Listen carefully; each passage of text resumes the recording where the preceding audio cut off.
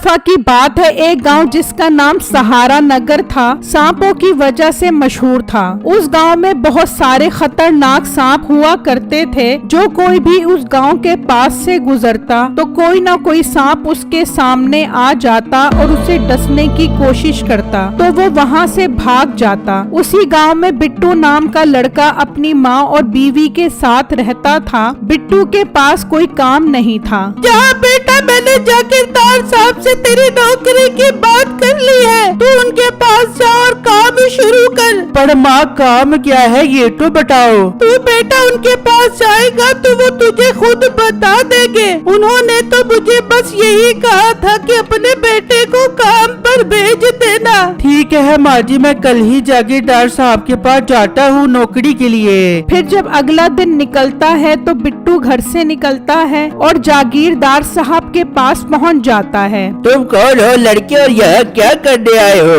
जागीरदार साहब, मुझे मेरी माँ ने भेजा है। वो बता रही थी कि आपके पास मेरे लिए नौकरी है। ओह अच्छा, याद आया। हाँ, तुम्हारी माँ कल आई थी हमारे पास, तुम्हारी नौकरी की बात कर रही थी। ठीक है, तुम हमारे पास काम कर सकते हो, लेकिन याद रखना काम मुश्किल है। पर जागीरदार साहब काम क्या है वो तो बताओ। बिट्टू, क्योंकि पूरे गांव वालों को सांपों ने तंग किया हुआ है, इसलिए मैंने एक टीम बनाई है। तुम उस टीम का हिस्सा हो। अब तुम गांव के सारे सांपों को मारोगे। जागीरदार साहब, ये काम तो बहुत खतरनाक है, इसमें तो मेरी जान भी जा सकती है। नहीं तो और क्या, पैसे थाली में रखकर तुम्हारी झोली में डाल दूं? पैसा कमाना कोई आसान काम नहीं होता, मेहनत करनी पड़ती है। अगर समझ आ रही है तो ठीक है, वरना तुम जा सकते हो। नहीं नहीं जागीरदार साहब, मैं नौकरी करने के लिए तैयार हूँ। मैं कल काम पर आ जाऊँगा। ठीक है, अब तुम कल से काम पर आ सकते हो। ये कहकर बिट्टू वहाँ से चला जाता है और अपनी माँ को अपनी नौकरी के बारे में बताता है। क्या सांपों को मारने वाला काम? ये तो बहुत मुश्किल काम है बेटा, इसमें तेरी जान भी जा सकती है।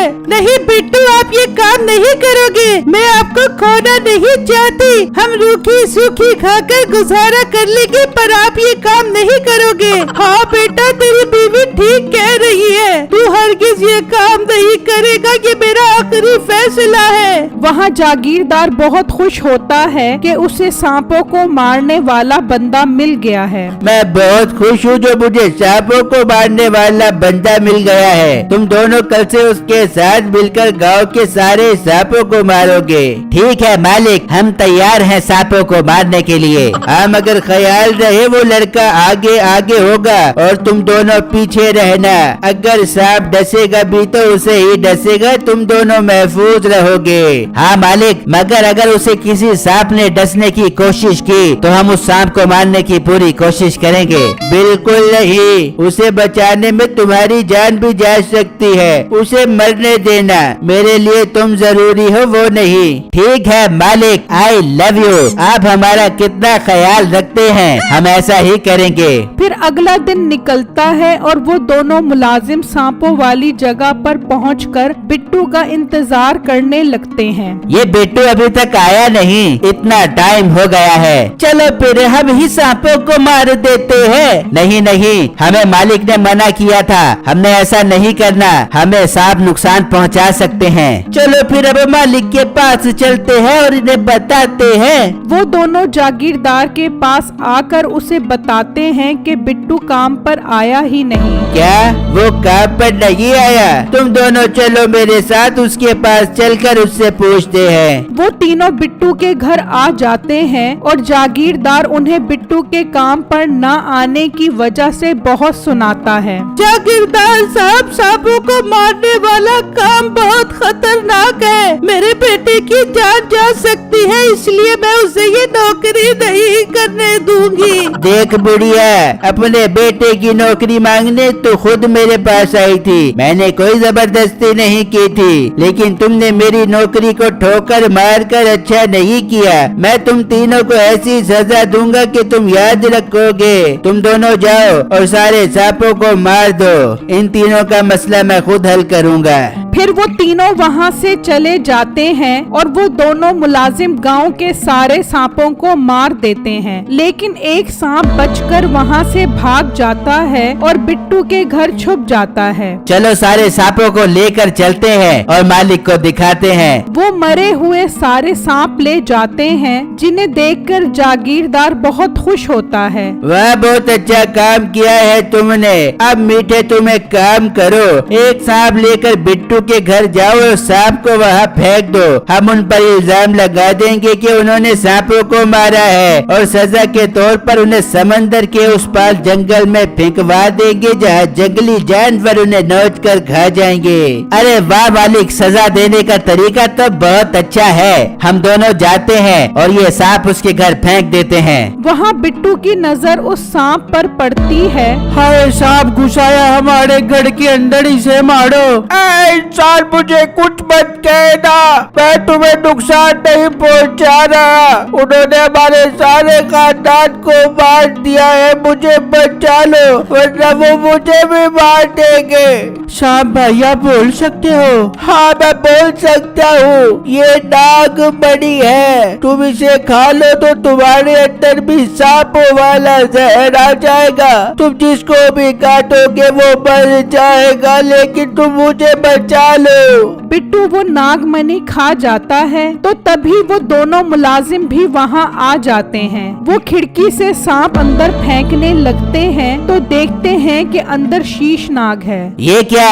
ये इसने शीशनाग पाला हुआ है। मैं भी जागीरदार साहब को जाकर बताता हूँ। हाँ, तुम उन्हें जाकर बताओ, तब तक मैं शीशनाग को मारता हूँ। मीठा जागीरदार के पास जाता है और दूसरा मुलाजिम नाग को मारने अंदर जाता है। वो सांप को जोर जोर से मारता है। सांप तो मर जाता है, लेकिन मरते मरते उसे डस लेता है। हाय, मुझे सांप ने काट लिया, मैं मर गया। ये तुमने क्या किया? इस सांप को क्यों मार दिया? वहाँ मीठा जागीरदार को सारी बातें बताता है। अरे वाह, ये तो हमारा काम और भी आसान हो गया। अब मजा आएगा उनसे बदला लेने का। तुम चलो मेरे साथ। वो सब बिट्टू के घर पहुँच जाते हैं और उसकी बीवी, माँ और बिट्टू को पकड़ लेते हैं। चलो इसकी माँ और बीवी को काल कोठरी में बंद कर दो और बिट्टू और इस मुलाजिम को समंदर के उस पार जंगल में फेंक दो। इस मुलाजिम को सांप ने काट लिया है, ये अब हमारे किसी काम का नहीं है। जागीरदार साहब, मैं आपके आगे हाथ जोड़ता हूँ, मेरी माँ और मेरी बीवी को छोड़ दो। तुमने मेरी इज्जत को ललकारा था ना, तुम्हें मैं ऐसी सजा दूंगा कि तुम याद रखोगे। ले जाओ इन्हें। वो बिट्टू की माँ और बीवी को काल कोठरी में बंद कर देते हैं और बिट्टू और मुलाजिम को कश्ती में जंगल के उस पार जाने के लिए सवार कर देते हैं। वो मुलाजिम सांप के डसने की वजह से मर जाता है। भाई, वो आदमी मर गया है, अंदर बहुत गंदी बदबू हो रही है। आप मुझे बोरी ला दो, मैं उसे बोरी के अंदर डाल देता हूँ। आप उसे समंदर के अंदर फेंक देना। अच्छा रुको, मैं बोरी लेकर आता हूँ, तुम इसे बोरी में डालकर पीछे हट जाना। ठीक है भाई, आप बोरी ला दो। वो आदमी उसे बोरी लाकर देता है और बिट्टू खुद उस बोरी के अंदर चला जाता है। लो आ गई बोरी, इसे उठाकर समंदर में फेंक देते हैं और मोटे को जंगल में छोड़ देते हैं। वो बोरी उठाकर समंदर में फेंक देते हैं और वहाँ से चले जाते हैं। बिट्टू उस बोरी से बाहर निकलता है और समंदर से बाहर आ जाता है। मैं अब जागीरदार उसके मुलाजिम को नहीं छोड़ूंगा, उनसे इंतकाम लेकर रहूंगा। बिट्टू सबसे पहले मीठे के घर जाता है। वो अंदर बैठा टीवी देख रहा होता है। बिट्टू, तुम वापस कैसे आ गए? तुम्हें तो हम जंगल में फिकवाने के लिए छोड़ आए थे। मैं उन्हें धोखा देकर वापस आ गया हूँ और देखो मेरे अंदर सांप की ताकत आ गई है। बिट्टू मेरे प्यारे भाई, मुझे कुछ मत कहना। मैं तुम्हारी माँ और बीवी को जागीरदार की कैद से छुड़वा कर लेकर आऊंगा। उन्हें मैं खुद ही छुड़वा लूंगा, अब तू मरने के लिए तैयार हो जा। बिट्टू मीठे को काट लेता है और वो मर जाता है। चलो जंगल आने वाला है, इसे बाहर निकाल कर लेकर आते हैं। वो दोनों जैसे ही अंदर आते हैं तो वहाँ मुलाजिम की लाश पड़ी होती है, लेकिन बिट्टू नहीं होता। ये क्या, वो मोटा हमें धोखा दे गया? इसका मतलब बोरी में लाश नहीं बल्कि वो मोटा बिट्टू था।